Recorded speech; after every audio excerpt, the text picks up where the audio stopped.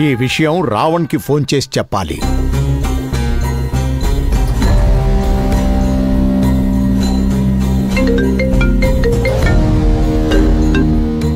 చెప్పు కాకా.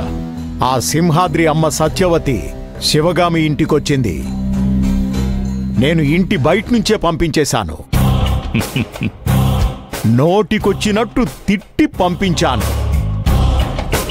ఆమెకు సిగ్గు శర ఉంటే ఇంకోసారి మళ్ళీ ఈ ఇంటి వైపు కన్నెత్తి చూడదు. ఆ సింహాద్రిని ఫోన్ చేయమని అడగదు. అంత గడ్డి పెట్టి పంపించాను. Good good.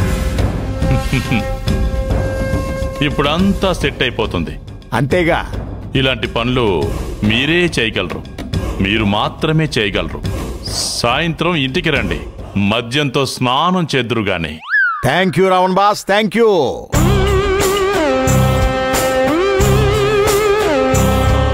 జాక్ పాట్ కొట్టాను.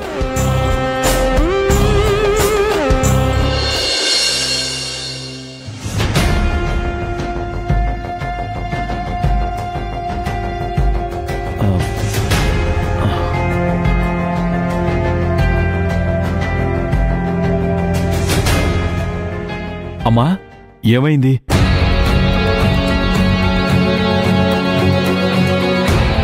శివగామి గారితో మాట్లాడారా?